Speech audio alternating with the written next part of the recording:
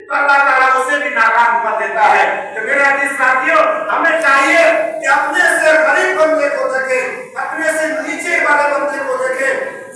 اپنے پڑوسی کا حق کو دیکھے، اپنے پڑوسی کا حقوق کو ادا کرے، اپنے گھر والوں کا حقوق ادا کرے، اپنے رشتہ داروں کا حقوق کو ادا کرے، اپنے بیوی بچوں کا حق اور حقوق کو ادا کرے۔ اللہ تبارک و تعالیٰ آپ کو اسی کے اندر میں کامیابی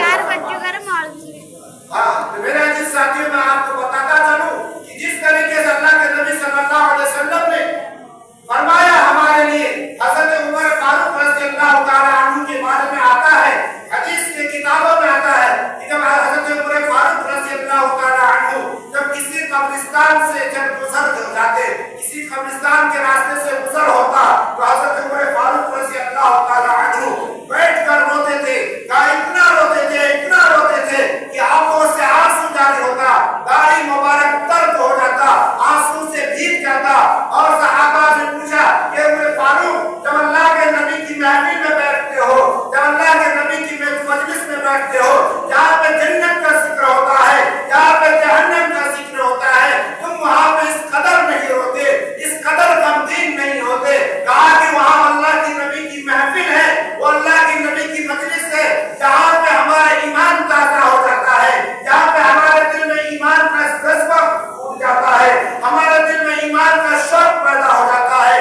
لیکن یہ کہ یہ گھر ایسا گھر ہے جہاں سے میں گزرتا ہوں، مجھے افسوس ہوتا ہے کہ میں بھی مرنا ہے، میں بھی مر کر اسی کے قبر کے اندر میں جانا ہے۔ جو ہم مسلمانوں کا اصل گھر جو ہے وہ قبر ہے، اور اس قبر کی ہم نے کیا تیاری کی ہے؟ اگر اس قبر کے اندر میں مجھے لا کر لیٹا دیا جائے گا، مجھے اس قبر میں دفن کر دیا جائے گا، تو میں اللہ کے بارگاہ میں جب مجھے بلایا جائے گا، جب فرشتے آئیں گے، ہم سے سوال و جواب ہوگا، ہم اس سوال کا کیا جواب دیں گے؟ اگر ہمارے دل میں ایمان نہیں ہوا، ہمارے اندر ایمان کا جذبہ نہیں رہا، ہمارے اندر نبی کریم صلی اللہ علیہ وسلم کی سنتوں پہ چلنے کا عمل نہیں رہا، ہمیں قرآن و حدیث کے مطابق زندگی گزارنے کا طریقہ نہیں رہا، تو میں اس لیے افسوس کرتا ہوں، میں اس لیے روتا ہوں کہ یہ قبر ہے جہاں پہ بڑے سے بڑے بھی چلے گئے، چھوٹے سے چھوٹے بھی چلے گئے، یہاں سے کوئی نہیں بچنے والا ہے۔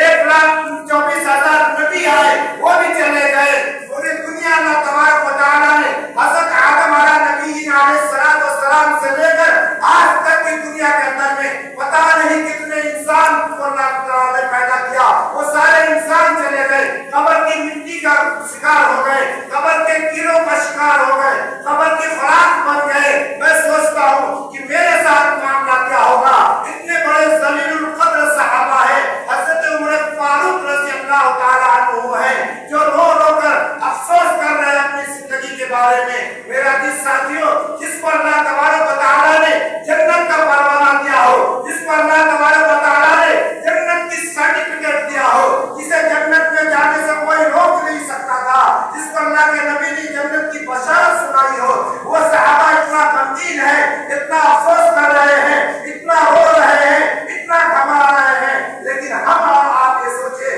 کہ جب ہمارے اندر نہ تو کوئی اللہ تبارک و تعالیٰ نے ہمیں جنت کا کوئی سرٹیفکیٹ دیا ہے، نہ تو ہمیں کوئی اللہ کے نبی صلی اللہ علیہ وسلم کی طرف سے جنت کی بشارت ملی ہے، ہم تو گنہگار انسان ہیں، لیکن ہمارے اندر کبھی یہ فکر نہیں پیدا ہوتا کہ ہمیں بھی تو مرنا ہے، آخر موت ہے، کر لے جو کرنا ہے، پھر بھی موت ہے۔ میرے عزیز ساتھیوں، مرنے سے کوئی نہیں بچ سکتا، جوان بھی مرے گا، بوڑھے بھی مریں گے، بچے بھی مریں گے، عورتیں بھی مریں گی، لڑکیاں بھی مریں گی، کوئی عمر پا کے مرے گی، کوئی عمر سے پہلے مر جائے گی، لیکن اس مرنے سے پہلے بھائی مرنے کی تیاری ضروری ہے۔ مرنے سے پہلے ہمیں مرنے کی تیاری کرنی چاہیے، کیونکہ آخرت کا دن ہے، بہت خطرناک دن ہے۔ ہم لوگ نماز پڑھنے کے لیے آتے ہیں، مسجد میں آتے ہیں، نماز پڑھنے کے لیے آتے ہیں، کس کے لیے آتے ہیں؟ کس کے لیے آتے ہیں؟ بتائیے ایمانداری